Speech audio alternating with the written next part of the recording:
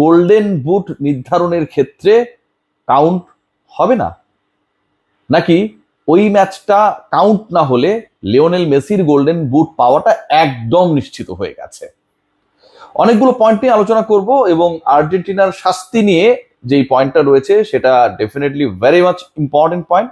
এবং সেই ঘটনাটা বিশ্বকাপ ফাইনালে, মানে হচ্ছে বাংলাদেশের 19 তারিখ দিবাগত রাত 1টায় যে ফাইনাল ম্যাচে আর্জেন্টিনা এবং স্পেন মুখোমুখি হবে, সেই ম্যাচের আগেই এই দলটাকে শাস্তি দেওয়ার মোটামুটি একটা সিদ্ধান্ত গ্রহণ করা হয়ে গেছে।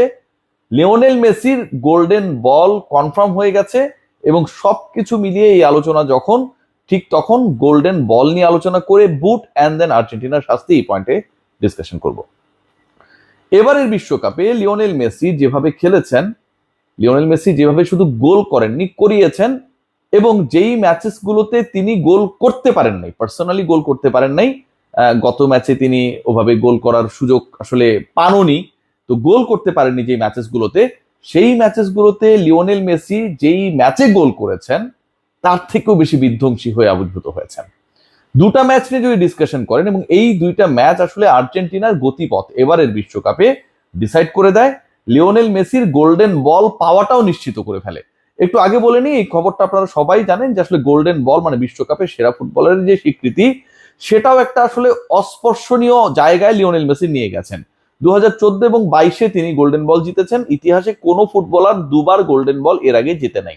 এবারও লিওনেল মেসি গোল্ডেন বল নিজের করে নিয়েছেন। এখন আপনারা বলতে পারেন যে অফিসিয়াল তো এখনো হয় নাই, সেই গোল্ডেন বল হ্যান্ড ওভার হবে বা লিওনেল মেসি জিতেছে এ ব্যাপারে তো ফিফা কোনো কিছু বলে নাই, জাস্ট জানিয়ে রেখে যে ফাইনালের আগে, ফাইনাল ম্যাচের আগে আসলে গোল্ডেন বল কে পাবে সেই ডিসিশনটা মেক করা হয়।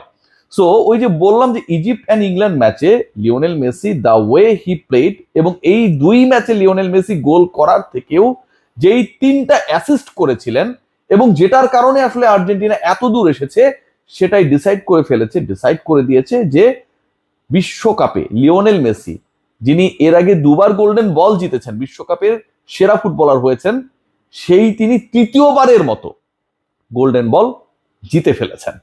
মিশর ম্যাচে আপনারা সবাই জানেন যে 4 মিনিটের ক্যামিও, লিওনেল মেসি প্রথমে অ্যাসিস্ট করলেন, তারপরে গোল করলেন, যেভাবে গোল করিয়েছেন 2-0 পিছিয়ে থাকা দলটা 3-2 জিতে গেল, এবং লিওনেল মেসি প্রমাণ করে দিলেন যে আসলে তিনি কেন লিওনেল মেসি। এখন মিশর নিয়ে অনেক আলোচনা ছিল যে মিশর তুলনামূলকভাবে দুর্বল টিম, র্যাঙ্কিং অনেক পেছনে, এরকম একটা দলের বিপক্ষে লিওনেল মেসি আর্জেন্টিনা যা করেছে সেটাকে আসলে তাকে ওই গোল্ডেন বল পাওয়ার জন্য বা বিশ্বকাপের সেরা ফুটবলার, সর্বকালের সেরা ফুটবলার কাউন্ট করার জন্য যথেষ্ট না। সো ওই স্টেজটা আসলে তৈরি ছিল সবশেষ ম্যাচের জন্য, যেখানটা ইংল্যান্ডের বিপক্ষে লিওনেল মেসি প্রথম ম্যাচ খেলতে নামলেন। তার পুরো 21 বছরের ক্যারিয়ারে Lionel Messi was unable to play a single international match against England.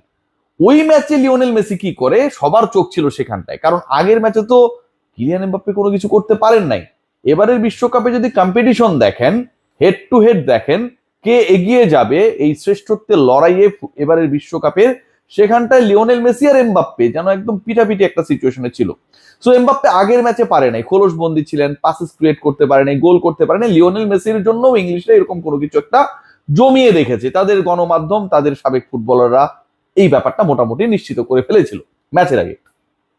Lionel Messi ইংল্যান্ডের বিপক্ষে যা করলেন, right footed pass, accuracy, to the পয়েন্টে বল ড্রপ করালেন, গোল করালেন, এবং তার আগে, মানে আমি সেকেন্ড গোলের কথা বলছি, তার আগে যেভাবে তিনি অসাধারণ একটা এনজোকে দিয়ে গোল করালেন এবং পুরো ডস দিয়ে মনে হচ্ছিল তিনি গোল করতে যাচ্ছেন, পিছিয়ে আসলেন এন্ড দেন ক্রস করলেন।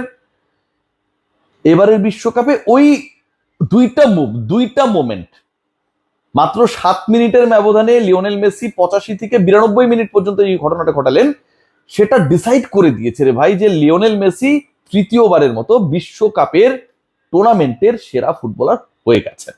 ভোটিংটা অলরেডি ডান। এখন গোল্ডেন বুট নিয়ে যে আলোচনা, আমি শুরুতেই বলছিলাম যে কিলিয়ান এমবাপ্পে যে 3rd পজিশনের ম্যাচটা হবে, সেই ম্যাচটা আসলে কাউন্টেবল হবে কিনা, সেখানটায় তো ইংল্যান্ড নামবে এবং ফ্রান্স নামবে। এখন ওই পার্টিকুলার ম্যাচ নিয়ে খুব ইন্টারেস্টিং কিছু তথ্য, অনেকেই বলছেন যে এই ম্যাচের ভ্যালু নেই, এই ম্যাচে গোল করলে সেটা আসলে কাউন্টেবল হবে না, এবং এই ম্যাচে গুরুত্বপূর্ণ মানে ফুটবলাররা নাও খেলতে পারে। লিওনেল মেসি যদি কোনো কারণে হেরে যেতেন সেমিফাইনালে, আই ডু স্ট্রংলি বিলিভ যে 3rd পজিশন ম্যাচে হয়তো মেসি খেলতেন না। কিলিয়ান এমবাপ্পে অথবা অন্য ফুটবলাররা, হ্যারি কেনরা, বেলিংহামরা, ওসমান ডেম্বেলেরা যেই ম্যাচে নামবে এবং সেটা just before the final match, একদিন আগে, সেই ম্যাচের পারফরম্যান্স গোল্ডেন বুট নির্ধারণে, মানে সেই ম্যাচে যদি কিলিয়ান এমবাপ্পে গোল করেন, এখন কিন্তু এমবাপ্পে পিছিয়ে রয়েছেন, কারণ এমবাপ্পের 8 গোল 3 অ্যাসিস্ট, লিওনেল মেসির 8 গোল 4 অ্যাসিস্ট, টপে রয়েছেন লিওনেল মেসি। ওই ম্যাচে যদি এমবাপ্পে গোল করেন, তাহলে সেটা গোল্ডেন বুট জয়ের জন্য যে কাউন্টিং অথবা গোল্ডেন বুট জয়ের জন্য যেই প্যারামিটার রয়েছে, সেই প্যারামিটারে গ্রহণযোগ্য, সেই প্যারামিটারে এটা বাতিল না। কারণ থার্ড প্লেস নির্ধারণী যে ম্যাচটা হবে, সেটা তো বিশ্বকাপেরই ম্যাচ, আপনি একটা ওয়ার্ল্ড কাপেরই ম্যাচ খেলছেন। আপনি গ্রুপ স্টেজের ম্যাচে যেমন পারফরমেন্স করেছেন, গোল করেছেন, অ্যাসিস্ট করেছেন, সেটা কাউন্ট হয়। নকআউট স্টেজের ম্যাচে যেটা করেছেন, থার্ড পজিশনের ম্যাচটাও ঠিক ওই রকম একটা ম্যাচ। হয়তো ওই ম্যাচের হাইপটা কম, কারণ যে দুই দল মুখোমুখি হচ্ছে তারা শেষ পর্যন্ত ফাইনাল খেলতে পারে নাই। সো ওইখানটা একটা বড় চান্সেস রয়েছে কিলিয়ান এমবাপ্পে অন্তত 1-2 গোল দিয়ে লিওনেল মেসিকে চ্যালেঞ্জ জানানোর, এবং লিওনেল মেসি গোল্ডেন বল তো পেয়েই গেছেন, জাস্ট আনুষ্ঠানিক ঘোষণার অপেক্ষা। গোল্ডেন বুট পাবেন কিনা এটা দুটা ফ্যাক্টরের উপর নির্ভর করবে। একটা হচ্ছে এমবাপ্পে অথবা ডেম্বেলে, হেরিকেনরা থার্ড পজিশন নির্ধারণী ম্যাচে, ফ্রান্স ইংল্যান্ডের ম্যাচে কি পারফর্ম করেন, এবং তারা যদি গোল করে ফেলেন, স্পেশালি এমবাপ্পে যদি গোল করে ফেলেন, লিওনেল মেসি ফাইনাল স্পেনের এগেনস্টে গোল করতে পারছেন কিনা। পয়েন্ট নাম্বার 2, যে আর্জেন্টিনার শাস্তির যে ব্যাপারটা নিয়ে আমি কথা বলছি, আর্জেন্টিনাকে শাস্তি মোটামুটি দেয়া হচ্ছে, কারণ ওই যে ফকল্যান্ড দ্বীপ আমাদের সেই পতাকা নিয়ে, সেই ব্যানার নিয়ে উদযাপন করেছিলেন ফুটবলাররা, যেটা ফিফা স্ট্রিক্টলি নিষিদ্ধ করেছিল। এরকম কোনো কর্মকাণ্ড কোনো দল করতে পারবে না, কোনো পলিটিক্যাল অ্যাফিলিয়েশন ফিফা টুর্নামেন্টের মাঝখানে তারা কোনোভাবে দেখাতে পারবে না। এখন এই পয়েন্টের যে অ্যান্সারটা, সেটা খুব ক্লিয়ার কাট, যে এটার শাস্তি হচ্ছে, এবং ফিফা এটা তদন্ত শুরু করেছে।